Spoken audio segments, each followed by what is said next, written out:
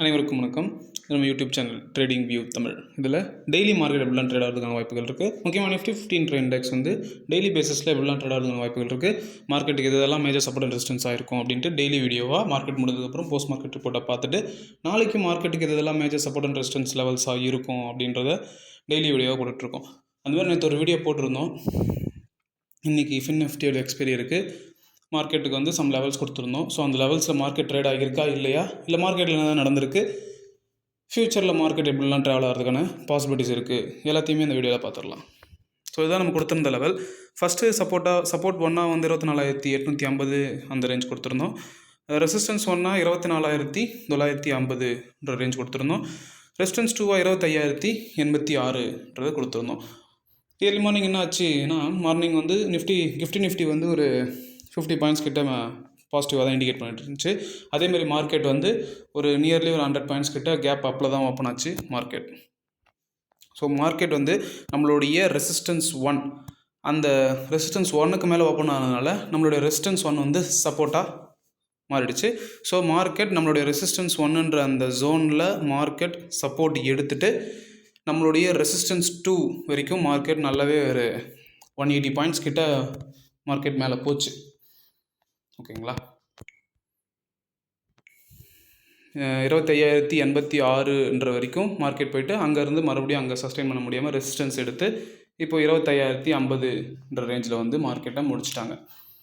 நான் நேற்று வீடியோலையும் சொல்லியிருந்தேன், அதுக்கு போன வீக் வீடியோலையும் சொல்லியிருந்தேன், 25,000க்கு மார்க்கெட் கீழே வந்துருச்சு, மார்க்கெட் வந்து டவுன் ட்ரெண்டு வந்துருச்சு. அதுக்கப்புறம் 25,000லேருந்து 25,075 வரைக்கும் ஒரு ஸ்ட்ராங் ரெசிஸ்டன்ஸாக இருக்கும் மார்க்கெட்டுக்கு அப்படின்னு சொல்லியிருந்தேன். ஸோ இன்றைக்கி எக்ஸாக்டாக இதை நடந்துருச்சு. மார்க்கெட்டுக்கு வந்து 25,000லேருந்து 25,075 வரைக்கும் ரெசிஸ்டன்ஸாக அப்படியே தான் இருக்குது. மார்க்கெட்டால் மேலே போக முடியல. இன்றைக்கி ஓவராலாக எல்லா செக்டாருமே, ஃபார்மா செக்டாராக இருந்தாலும் சரி, மோட்டார் செக்டாராக இருந்தாலும் சரி, ஃபியூல் செக்டாராக இருந்தாலும் சரி, அக்ரிகல்ச்சர் செக்டார் சரி, ஸோ எல்லா செக்டாருமே இன்றைக்கி வந்து நல்லாவே பர்ஃபார்ம் பண்ணாங்க. எல்லாருமே வந்து பாசிட்டிவில் தான் இருந்தாங்க. இருந்துமே நிஃப்டியால் 25,075க்கு மேலே சஸ்டெயின் பண்ண முடியாமல் கீழே வந்து க்ளோசிங் வச்சுருக்காங்க. ஓகேங்களா, ஸோ இப்போ வந்து ஹையர் லெவலில் இருக்குன்ற மாதிரி தான். ஸோ ஹையர் லெவலில் வந்து முடிஞ்ச அளவுக்கு பொறுமையாக இருங்க, என்ன வேணால் நடக்கலாம். ஓகேங்களா, அது மட்டும் இல்லாமல் நாளைக்கு இங்கிலாந்துலேருந்து ஜிடிபி வர வேண்டியது இருக்குது. ப்ளஸ் யூஎஸில் வந்து இன்ஃப்ளேஷன் இருக்குது. ஸோ இதெல்லாம் பேஸ் பண்ணி நெக்ஸ்ட் வீக் வந்து அந்த ரேட் கட் பண்ணுவாங்களா, 25 பாயிண்ட்ஸ் பண்ணுவாங்களா, 50 பாயிண்ட்ஸ் பேசிஸ் பாயிண்ட்டில் பண்ணுவாங்களான்றது நம்ம பொறுத்து தான் பார்க்கணும். ஸோ இதுதான் ஃபுல்லாக நடந்து முடிஞ்ச ரிப்போர்ட். நாளைக்கு 2-3 ஈவெண்ட்ஸ் இருக்குது, அவ்வளோதான். ஸோ நாளைக்கு மார்க்கெட்டுக்கு எதெல்லாம் மேஜர் சப்போர்ட் அண்ட் ரெசிஸ்டன்ஸாக இருக்கும் அப்படின்னா, ஃபஸ்ட்டு ரெசிஸ்டன்ஸாக வந்து இன்றைக்கி வந்து டே ஹை 25,131.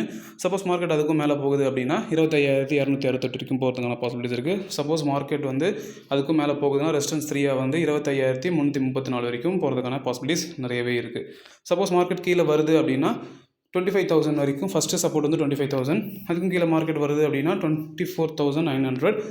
சப்போஸ் மார்க்கெட் அதுக்கும் கீழே வருது அப்படின்னா சப்போர்ட் 3 வந்து 24,750. இந்த 24,750ன்றது வந்து ஒரு மேஜர் சப்போர்ட். மார்க்கெட்டை என்ன தான் கீழே வர மாதிரி காமிச்சாலும் அதுக்கு கீழே வர மாட்டாங்க. சப்போஸ் மார்க்கெட் வந்து 24,750க்கும் கீழே பிரேக் ஆகி ஒரு க்ளோஸ் அண்ட் கிராஸ் நடக்குது அப்படின்னா ஒரு செல்லிங் ப்ரெஷர் மார்க்கெட்டுக்கு வரும். மார்க்கெட் நல்லாவே ஃபாலோ ஆகிறதுக்கான பாசிபிலிட்டிஸ் இருக்குது. ஓகேங்களா, அதுக்கு முன்னாடி இந்த வீடியோவில் சொல்கிற இன்ஃபர்மேஷன்ஸ் எல்லாமே வந்து இந்த வீடியோ, இந்த ஸ்லைட்ஸ், இந்த கிராஃப், இந்த சார்ட் எல்லாமே வந்து என்னுடைய தனிப்பட்ட கருத்து தான். இதெல்லாம் டெய்லி மார்க்கெட்டில் நடக்கணும் அப்படின்னு எந்த ஒரு அவசியமும் இல்லை, அப்படி எக்ஸ்பெக்ட் பண்ணக்கூடாது. ஸோ நீங்கள் ஒரு பர்சனல் இன்ட்ரெஸ்ட் எடுத்து நீங்கள் பர்சனலாக ஓனாக ஒரு டெக்னிக்கல் அனலைசிஸோ இல்லை நியூஸஸ் பேஸ் பண்ணியோ எப்படியும் மார்க்கெட்டை நீங்கள் ஸ்டடி பண்ண ஆரம்பிங்க. அப்படி ஸ்டடி பண்ணும்போது, ரிசர்ச் பண்ணும்போது உங்களுக்கு என்னை விட சூப்பராக பெட்டரான ஐடியாஸ் கூட வரலாம். ஓகேங்களா, அது கூட நம்மளோட வீடியோ ஏதோ ஒரு வகையில் உங்களுக்கு யூஸ்ஃபுல்லாக இருக்குது அப்படின்னா ரொம்பவே நல்லாயிருக்கும். ஓகேங்களா, அதுக்கு முன்னாடி உங்களுடைய ரியல் மணி வச்சு ட்ரேட் பண்ணுறதுக்கு முன்னாடி ஒரு 3 months வந்து பேப்பர் ட்ரேடிங் பண்ணுங்கள். 3 months பேப்பர் ட்ரேடிங் கண்டிப்பாக நீங்கள் பண்ணுங்கள். அப்படி பண்ணும்போது தான் மார்க்கெட்டில் என்ன நடக்குது, அதுக்கு நம்ம எப்படி ரியாக்ட் பண்ணணும், எல்லா விஷயமே உங்களுக்கு தெரிய வரும். உங்களுடைய ஸ்கில்ஸ் அண்ட் எக்ஸ்பீரியன்ஸ் வந்து கண்டிப்பாக டெவலப் ஆகும். 3 months பேப்பர் ட்ரேடிங் பண்ணிவிட்டு உங்களால் கன்சிஸ்டண்ட்டாக ப்ராஃபிட் பண்ண முடியும் அப்படின்னா உங்களுடைய ஃபினான்ஷியல் அட்வைசரை கன்சல்ட் பண்ணிவிட்டு எப்படி இன்வெஸ்ட்மெண்ட் பண்ணலான்றதை பிளான் பண்ணிக்கோங்க. எப்பயுமே சொல்கிறது தான், மார்க்கெட்டு வந்து ஏறும்போது ரொம்பவே பொறுமையாக ஏறும். ஓகேங்களா, அங்கே பாருங்கள், எவ்வளோ சின்ன சின்ன கேண்டில்ஸ் வச்சு மூவ் பண்ணி மேலே போயிட்டு மறுபடியும் கீழே இறக்கியிருக்காங்க. பட் ஏறும்போது ரொம்பவே பொறுமையாக தான் ஏறும். இறங்கும் போது தான் சடன் ஃபால் இருக்கும். ஓகேங்களா? அது நம்ம எப்பவுமே சொல்கிறது தான்.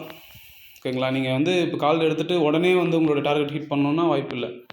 நீங்கள் புட்டு எடுத்து நம்ம அதில் எதாவது பண்ணலான்னா நீங்கள் எடுக்கணும்னு நினைக்கிறதுக்குள்ளே மார்க்கெட் கீழே எடுத்துகிட்டு வந்துடுவாங்க. ஸோ அதனால் ஏறும்போது பொறுமையாக தான் மார்க்கெட் ஏறும். இறங்கும் போது பொறுமையாக இறங்காது, சடனாக இறங்கிடும். ஓகேங்களா? நம்ம எக்ஸ்பெக்ட் பண்ணது என்னென்னா மார்க்கெட்டை வந்து கீழே வந்துட்டு அதுக்கப்புறம் ஒரு சப்போர்ட், நல்ல ஒரு சப்போர்ட் எடுத்துகிட்டு மேலே போவாங்க அப்படின்னு எக்ஸ்பெக்ட் பண்ணோம். இதே தான் வந்து இந்த ஜப்பானில் வந்து இன்ட்ரெஸ்ட் ரேட் அதிகப்படுத்துறதுனால அப்பயும் ஒரு ஃபால் ஆச்சு. அப்பயுமே நம்ம ஒரு நல்ல சப்போர்ட்டில் வந்து எடுத்துகிட்டு தான் மார்க்கெட் மேலே போகணும்னு எக்ஸ்பெக்ட் பண்ணோம். பட் 2 தடவையுமே வந்து மார்க்கெட் என்ன பண்ணாங்கன்னா, நம்ம எக்ஸ்பெக்ட் பண்ணுறதுக்கு முன்னாடியே எடுத்துகிட்டு போயிடுறாங்க. சப்போர்ட்டே இல்லாமல் மார்க்கெட் மேலே ஏறிட்டு இருக்கு, ஹையர் லெவலில் இருக்குது. அது ரொம்பவே ஆபத்தானது. எப்போ வேணால் இறக்குவாங்க. ஓகேங்களா?